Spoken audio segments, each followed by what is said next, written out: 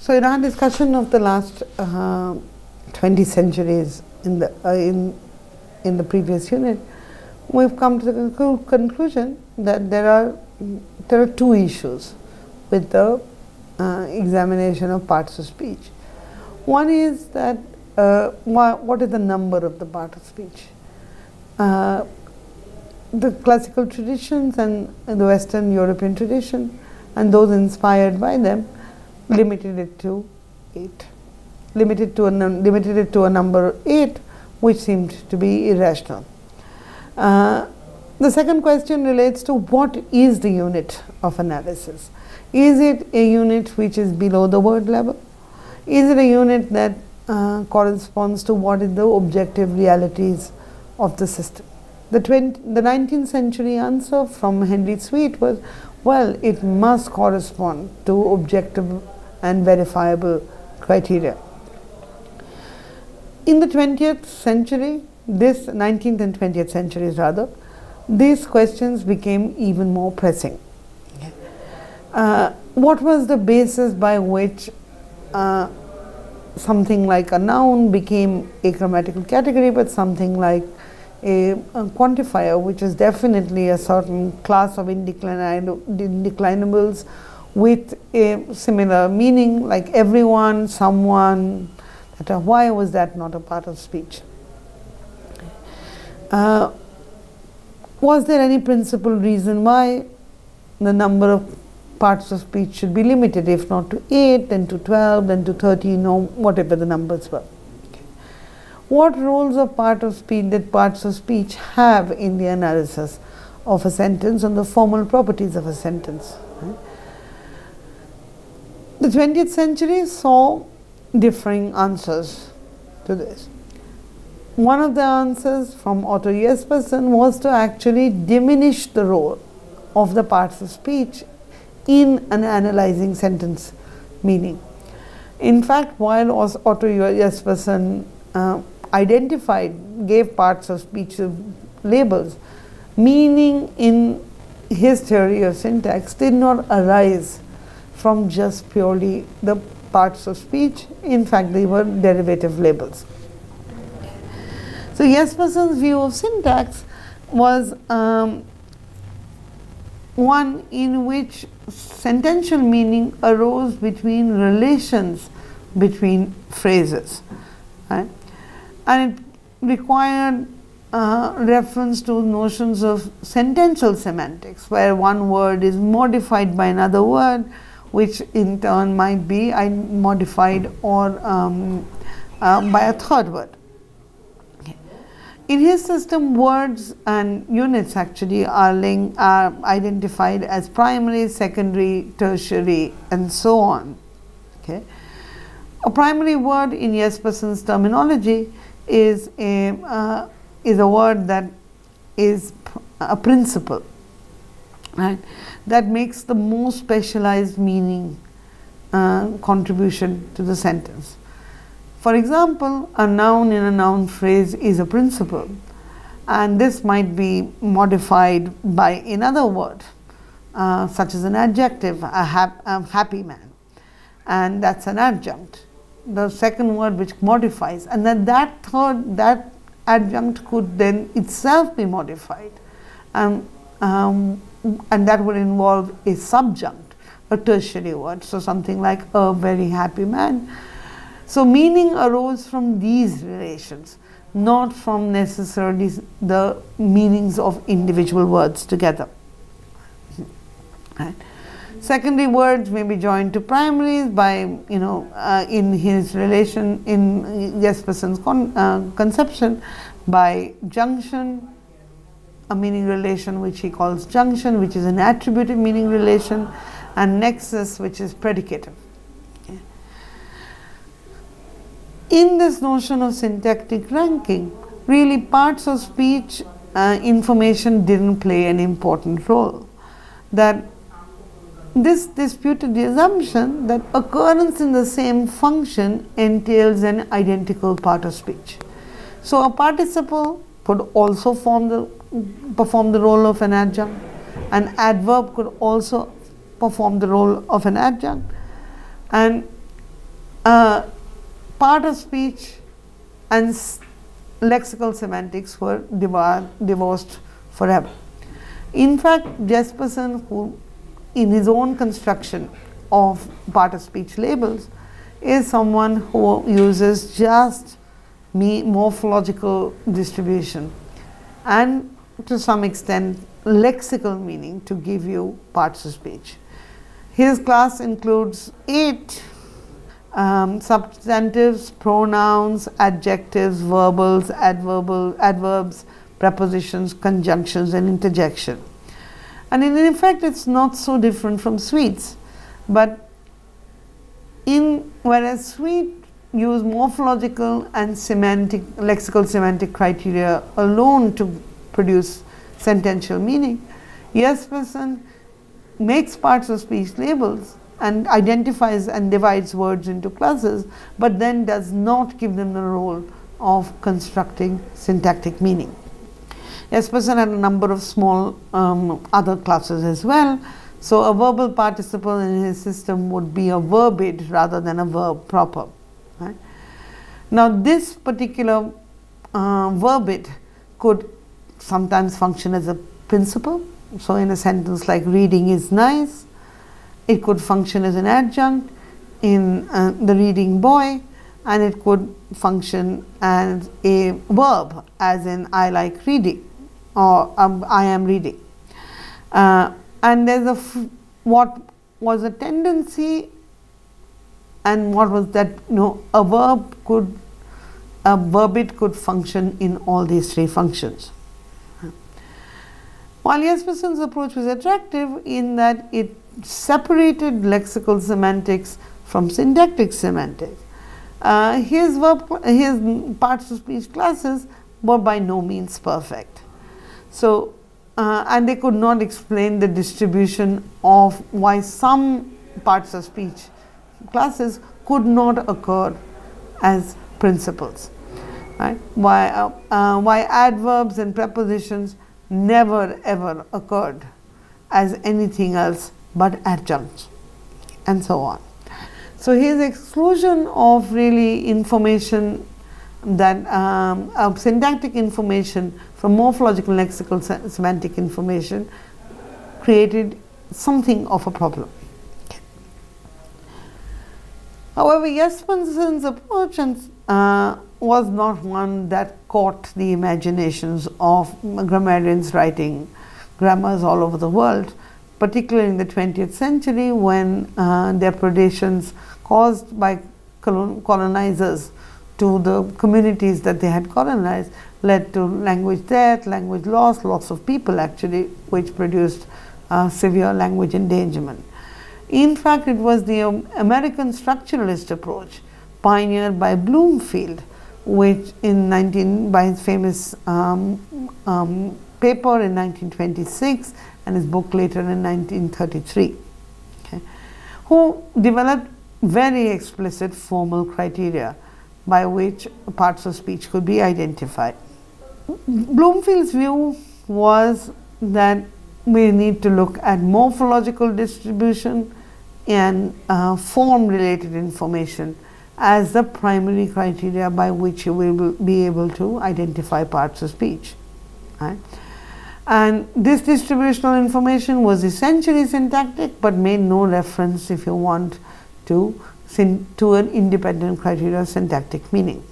We can see Bloomfield's system as really working in terms of an algorithm. This was represented in a paper in 1949 and is perhaps the best representation of the way the structuralist method works. Bloomfield's algorithm goes like this. Point A. Since not every word or phrase can all occur in the ordinary positions in a sentence, that is in a phrase or in a sentence or unit, it is necessary to assign each syntactic position with a functional meaning. 2. You consider every word or phrase that occurs in a particular syntactic structure as having the function of encoding the functional meaning associated with that syntactic position. So for example, if you say I am here, the man is here, he is here, the fact that he is here, is nice. You consider the units that all occur in that subject position. They encode the functional meaning, let's say, of subject. And these then will all have, this forms your basis of your first class. So you extract all these units that can occur in the same syntactic position, and you consider all of these words as having, all of these words or units as having a single form class. Okay. You look then at this, go to this form class, and that's the third part of the algorithm. You consider all these words or phrases as having the same function as counting for the same word class. And then you do step 4, which is to consider all, now examine all the meanings that that form class can have. Right? And when you so for example, subject, if it is a grammatical category at all, can include just notionally referring things like nouns like happiness, or actually physically referring things like the man or the table, right? And you consider them all to have these various meanings. When a form class has a relatively few set of meaning, then you consider them to have subcategories. This is the 5th part of the algorithm. 6, if you keep these to the level of the word, then so you exclude phrases, etc., that is that they all are morphological, then you consider them to be a member of a word class. So the maximum number of word classes a speech language can have, and this is the final part of the algorithm, is that they are all then members of the word class of a language. Okay. So to understand Bloomfield's method, let's take the example of adjectives. And so a verb like an adjective like angry and verbal parts as compared to a verbal past participle, for example, chastise. Both of them can modify the noun head of a noun phrase, right? Now these all, do they have subcategories? No, because they don't. They both have the meaning of attributing a property to a noun. Are they both word at the level of a word? Yes. So therefore, both of them would fall into the form class of adjective. Okay. Bloomfield's approach would then ignore the fact the adjective is purely, in some sense, descriptive, as it were, but the participle denotes a result, right? So if you say the chastised boy, then there has been a process or an event of chastising, and chastise represents the end state. So the participle always denotes a result, but the adjective is purely predictive. This led to considerations of, in a bit to reduce form to many parts of speech to a form class, and considering all members which were morphological, that were morphologic in Bloomfield's term, to be really members of the same word class, verbal participles and adjectives get lumped into one. What Bloomfield's algorithm will initially focus on the fact that both these classes can occur between the article and the noun, as in a frame the dash man, you can say happy man, or the chastised man, and then have a functional meaning of property modification. This would then identify adjective and verbal participle as belonging to the functional meaning modifier. These would group adjectives and verbal participles together in the form class of modifier. Okay. And let's say there are two class meanings in modifiers, subcategories if you want. They can be descriptive and result. and we could then say that they are one word class, which is a member of the form class adjective, form class of modifier, which is the adjective. The upshot of all this is that verbal participles and adjectives do not constitute a separate word class. Now, the problem with this approach is, of course, that the word class adjective can occur in comparative, superlative, in other forms, which participles cannot do. They do not participate in the inflectional listing. So you can say good, better, best, but you can't say chastised, chastider, chastiser, chastised. Okay.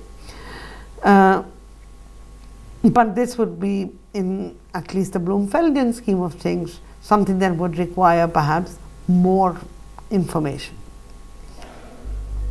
This method was taken to this structuralist method, which by and large even today works very well for doing basic part of speech information from languages, particularly to be implemented in the natural language processing domain, is a extremely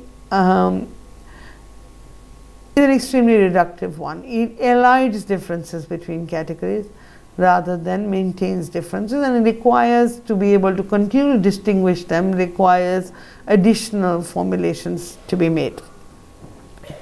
So this distributional analysis and substitution that Bloomfield advocated was something that was carried to an extreme form in the work of Charles Fries. Charles Fries in 1956 says, okay, so that if this is the definition of word classes which arise from form classes, which arise from systematic distributional meaning at the level of the sentence, then really anything what we need is a system of frames divined from internal to the language, and any category that can be substituted into a particular frame is going to constitute a membership of the same word class, or at least a form class. Okay. So he sets out three basic frames for the determination of form classes. Let's take frame A first, which is the concert was good always. And any word that can substitute for concert will now be considered to be members of the same form class / word class. So you can say the concert was good, you can say the food was good, the taste was good, the coffee was good, and that's great. So these would all be members of the same class. You could also say the singing was good, the fact that X left was good. Because they were not morphological, the second fact, what was the complement of the fact, would not be included in the form class, but the fact would be considered to be in same members of the form class as concert. Take another frame, the second frame. The clerk remembered the tax suddenly. Yeah. As we've seen already with the concert, anything that can substitute for the clerk would be the same form class as the clerk. Words that can substitute for was, as in frame A, the concert was good, or for the clerk, for remembered in the clerk, remember the tax suddenly, would all be considered to be the same form class. Class 3 would be taking this first frame again, the concert was good. Any word that could substitute for good would be a member of the class of form 3. Okay. And by using this method, he can Fries identifies a total of 19 word classes. and he would consider some of these to be major and others to be minor. In Fry's, these 19 word classes in Fry's estimation include then determiners, modal verbs, negative particle, adverbs of degree, coordinating conjunctions, prepositions, auxiliary verbs, the infinitive marker actually, and a huge number of, well, at least 15 other classes. Okay. Now, what Fry's work shows is that this distributional method actually leads to a plethora of form classes, because as you identify, depending on what frame you take, right, then substitution possibilities would increase. Okay. There were a number of objections to Fry's methods, and I won't go into all of them here. One I think is particularly important, that it didn't test all the relevant positions, because he only used transitive verbs and intransitive verbs. And it results in classes of varying sizes that had no characterizing principle. So moving away from lexical meaning altogether and looking at syntactic positioning and functional meaning in the Bloomfieldian sense led to a plethora of word form classes and possibly word classes as well, which were not bound together by any unique form or function. Okay. Hockett 1958 is well known for the kind of critique that he mounted on the methodology used by Fry's. So, as he points out, that neither inclusion nor exclusion from the form class was arrived at on any principled basis. So, pattern of interchangeability that Fry's adopts, Hockett observes, is that he, she, it, John, the man at the corner, my friend Bill, all of these would be considered to constitute one form class. This was hardly the strategy. Hockett says that one would need to be able to identify basic units of grammatical analysis. In conclusion to our bird's eye view survey of the development of the notions of grammatical categories, it is important now to look at a comparative evaluation of what we have seen in these two units. On the one hand, the European Western tradition, the classical tradition, begins with purely notional meanings and fixes on a magical figure of 8, where distinction between nouns and verbs and adjectives and articles based on these distinctions are based on a notion that there's something in the world that is related to, when you use nouns and verbs, some meaning that's out there, and there is some meaning which is internal to the grammatical tradition. So prepositions and articles establish relations at the level of discourse meaning. On to the 20th century, where notional and lexical meaning are almost entirely given up, and it is occurrence within a syntactic or position in terms of order and occurrence within a particular position which defines grammatical categories.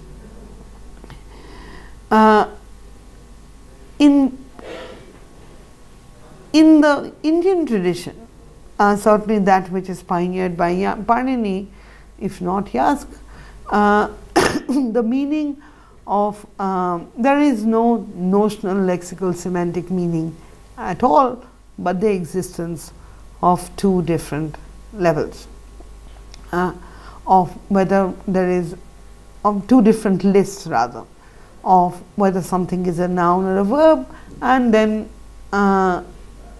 information of whether you can be declined or not declined. So nipata versus upasargas.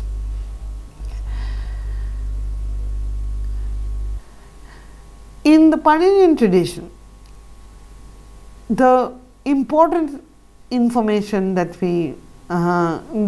that is necessary to make sense of this purely formal versus an a priori listing of categories as belonging to one of the four is that the Paninian tradition necessarily is built within a theory of grammar. In the Paninian system, what you have is meaning arises from the sentence. What words and morphemes and units below the words and morphemes play is that they gather semantic information through the process of derivation.